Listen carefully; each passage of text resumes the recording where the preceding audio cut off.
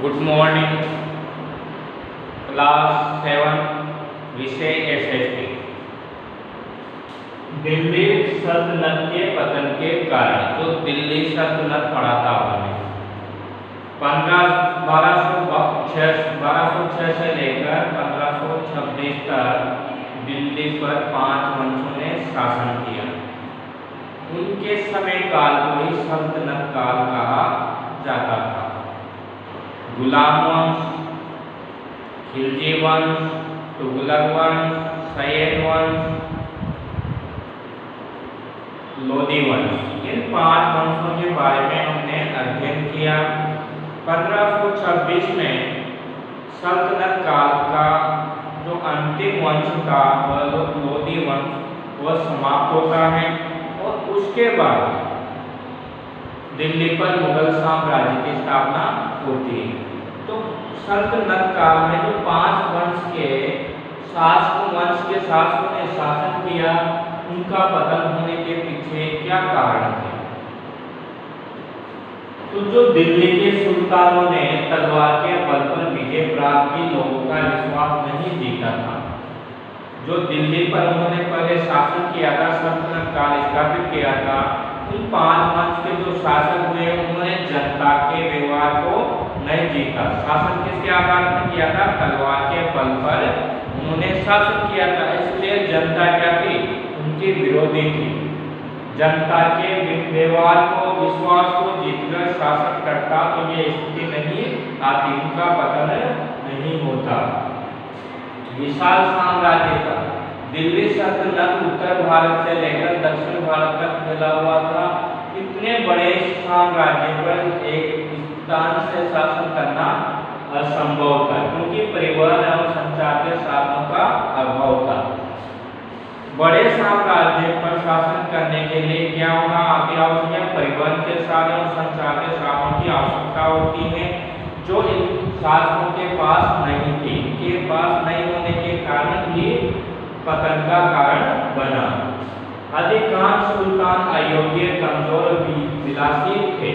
कुछ शासक आए सल्तनत काल में, कुछ शासक ऐसे हुए जो अयोग्य थे, वो शासन करने योग्य नहीं थे। जैसे आपने देखा रजिया सुल्ताना शासक क्यों बनती? क्योंकि उसके जो भाई थे वो शासन करने में अयोग्य थे, उनमें निपुणता नहीं थी, वो शासन करने में, जनता का विश्वास जीतने में सफल नहीं थे। इसलिए भोग विलासी थे, भोग विलास में अधिक महत्व देते थे, प्रजा पर कम ध्यान दिया। इसलिए साम्राज्य धीरे धीरे क्या हो गया? समाप्त हो गया। बार बार मंगोलों के आक्रमण से साम्राज्य कमजोर हो गया। जो बाहरी आक्रमणकारी जाति थी, मंगोल जाति, वो भारत पर बार बार आक्रमण करती थी। उनके आक्रमणों से जो यहाँ के शासक थे वह भयभीत हो चुके थे, कमजोर हो चुके थे। बार बार युद्ध करने से जो धन संपत्ति वो कमजोर हो जाती है, लोगों की मृत्यु होती है युद्ध में। अधिकांश सुल्तान हिंदुओं के प्रति असहिष्णु थे। अब दिल्ली पर शासन किया तो उसमें अधिकांश मुस्लिम थे। उन्होंने हिंदुओं को क्या किया?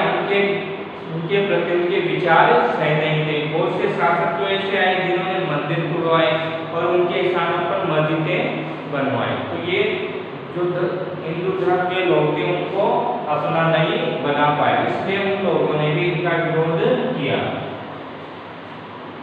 ये तो हो गए आपके दिल्ली सल्तनत के पतन के कारण। इनके कारण जो दिल्ली का शासन था, सल्तनत काल था, वो धीरे धीरे समाप्त हो गया। अब राजनीतिक संस्थाओं का विकास। शासन को चलाने के लिए अनेक क्या होते हैं? मंत्रियों की आवश्यकता होती है। राजा ही कोई शासन थोड़ी कर सकता है, उसके नीचे भी क्या होते हैं? मंत्रीगण होते हैं, मंत्री परिषद होती है, जो वह शासन करने में सही राजा का सहयोग करते हैं। तो कुछ जो विभाग हैं वह दिए हुए हैं, उनके बारे में हम अध्ययन करते हैं। आरिज-ए-मुमालिक जो मंत्री था, उसका मंत्री था युद्ध मंत्री था। ये युद्ध में सेना की देख रेख और प्रशिक्षण उनके तैयारी की व्यवस्था करता था। दीवाने ईसाई ये पत्र व्यवहार करता था, एक स्थान से पत्र को दूसरे स्थान तक पहुंचाने का कार्य, यानी राजा के संदेशों को दूसरे स्थानों पर पहुंचाया का कार्य करता था। दीवाने रिसालत ये धार्मिक मामले को देखता था, जो धार्मिक मामले थे उनसे संबंधित जो विवाद थे उनका निपटारा कौन करता था? दीवान रिसालत मंत्री करता था। बारिक ये मुमालिक ये राज्य जो समाचार संस्था का मुखिया था, राजकीय समाचार संस्था का मुखिया था। कुछ इनके अलावा और भी आते हैं। अब आते हैं सैन्य नियंत्रण की रणनीतियां। सेना को नियंत्रित करने के लिए क्या रणनीतियां होती थी? सुल्तानों को एक विशाल सेना की आवश्यकता होती थी।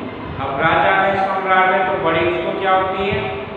सेना की जरूरत होती है। उनकी सेना में अनेक प्रजाति का जनजाति के लोग थे, अलग अलग समुदाय के अलग अलग जाति के लोग सैनिक थे।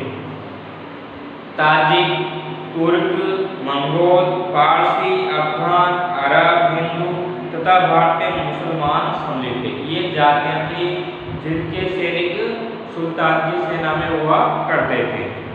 सेना में पैदल चलने वाले सैनिक, घुड़सवार जो घोड़े को सवार होकर चलते हैं, हाथी पर बैठकर चलने वाली सेना थी।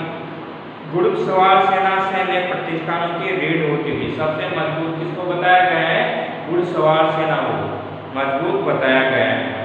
पैदल सैनिक जो अधिकांश हिंदू तथा गुलाम होते थे, जो पैदल सैनिक थे उनमें सबसे ज्यादा कौन होते थे? हिंदू या गुलाम बनाए गए थे वो थे, जो पायक कहलाते थे। क्या कहलाते थे? पायक कहलाते थे। जो पैदल चलने वाली सेना थी उसको क्या कहा जाता था? पायक। पैदल चलने वाली सेना के लिए क्या शब्द आया है? पायक शब्द आया है। धनुर्धारी धनु कला, जो धनुष चलाते थे, बाण चलाते थे, वह धनुर्धारी सैनिक कहलाते थे। जो पैदल चलते थे वह पैदल पायक सैनिक कहलाते थे। सुल्तान हाथियों को बहुत महत्व देते थे। सुल्तान का जो किसको महत्व देता था? हाथी वाली सेना को अधिक महत्व देता था। उन पर सर्वाधिकार रखते थे। उस समय तोपखाने का प्रचलन नहीं था। तोपखाने का प्रचलन कब हुआ? जब बाबर ने भारत पर आक्रमण किया था। इब्राहिम लोदी के साथ पानीपत का प्रथम युद्ध किया, उसमें पहली बार भारत के युद्धों में तोपों का प्रयोग हुआ था। सुल्तान अपनी सेनाओं का सेनापति होता था। सर्वोच्च सेनापति कौन होता था? राजा होता था, सम्राट होता था। वह उनके संगठन तथा रखरखाव की देखरेख स्वयं करता था। केंद्र सरकार का राजधानी की सेना के संगठन तथा अनुशासन पर पूर्ण नियंत्रण था, किंतु प्रांतीय गवर्नरों की सेनाओं पर उनका कोई अंकुश नहीं था। जो राज्य की सरकार थी, जो राज्य में शासन संभालते थे, उस सेना पर राजा का कोई नियंत्रण नहीं था।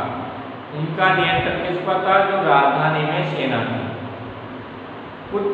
कुछ सेना रखी जाती थी। किलों तथा सीमाओं पर भी अल्पकालिक सेनाएं रखी जाती थी। जो दूसरे राज्यों का जो क्षेत्र था, सीमाएं थी, वहां भी सेनाएं रखी जाती थी। सुल्तान सैन्य रणनीति में कुशल होते थे। शत्रु को घेरना तथा अचानक वार करना सामान्य बात थी। शत्रु की जो सेना होती है उसको गुप्त रूप से घेरना, अचानक उस पर धावा बोलना, आक्रमण करना, ये सामान्य एक बात थी। युद्ध के समय सेना को अनेक भागों में बांटा जाता था। जो युद्ध करते थे उस समय सेना को क्या किया जाता था? अनेक भागों में बांट दिया जाता था। सैन्य अधिकारी को भूमि के रूप में तथा सेना को नगद वेतन दिया जाता था। जो सेना के अधिकारी थे उनको भूमि दी जाती थी और जो सेना थी उनको वेतन के रूप में नगद दिया जाता था। दरबार एवं पुलिस, तो ये याद रखना आप पाइका क्या है। पाइका बोलते हैं पैदल सेना को। पाइका क्या है? पैदल चलने वाली सेना को बोला जाता है पाइका। और पैदल सेना में सबसे अधिकांश किस जाति के सैनिक थे? या तो गुलाम थे या हिंदू थे। दरबार, दैनिक कार्य तथा आवागतों से मिलने के लिए सुल्तान ने शानदार दरबारों की व्यवस्था की थी। कोई भी प्रोग्राम होता था, कोई सुनवाई होती थी, उसके लिए दरबार लगाया जाता था। अधिकारियों को वरीयता के आधार पर स्थान दिया जाता था। दरबार में पद के हिसाब से उनको स्थान दिया जाता था, बैठने का जो स्थान होता है वो दिया जाता था। शाही दरबार प्राय शाही वर्ग का एक भाग होता है एवं गूता के अनुसार किसी भेंटकर्ता को 3 भारी सुरक्षा के घेरे द्वारों से होकर गुजरना पड़ता था। कोई राजा से मिलना चाहता है तो उसको 3 घेरों से दरबार में गुजरना पड़ता था। दरबार एक बड़ा तथा सुसज्जित हॉल होता था, एक बड़ा हॉल होता था, सभागार, जिसको हम सभागार बोलते हैं। सुल्तान बलबन ने पापोस तथा सिद्धा की प्रथाएं प्रारंभ की।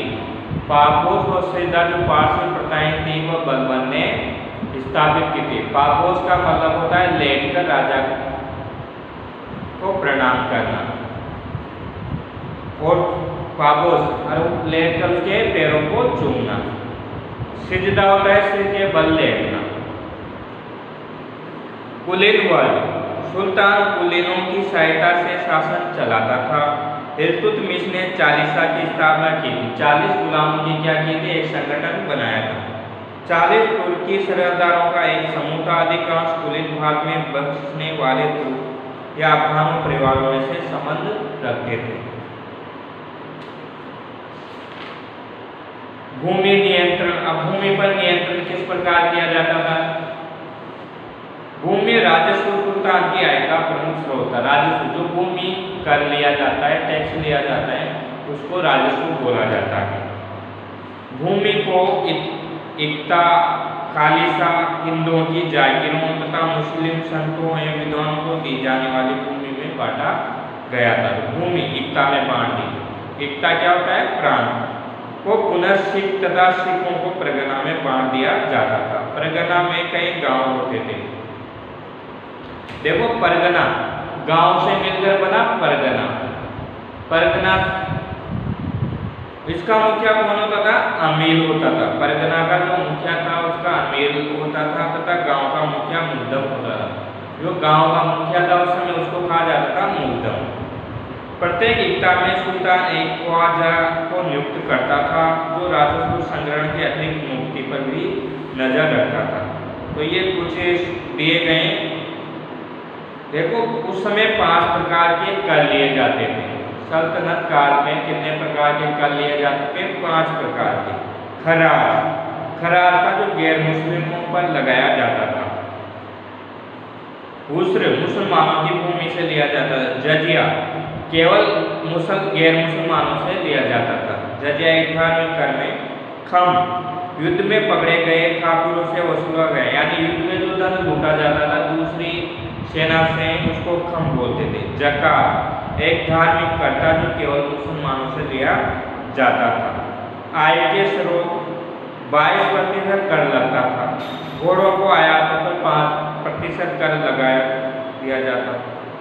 कला एवं स्थापत्य कला, कला एवं स्थापत्य कला में कुतुब मीनार बनवाए कुतुबुद्दीन ने। लोधी बाग जो दिल्ली में है, गयासुद्दीन तुगलक का मकबरा है जो दिल्ली में है। तो स्थापत्य कला में भी अनेक भवन बनाए गए हैं।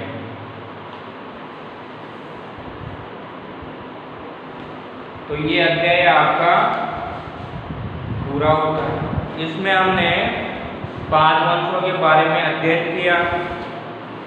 भूमि से संबंधित सेना, संस्था, इनके बारे में अध्ययन किया।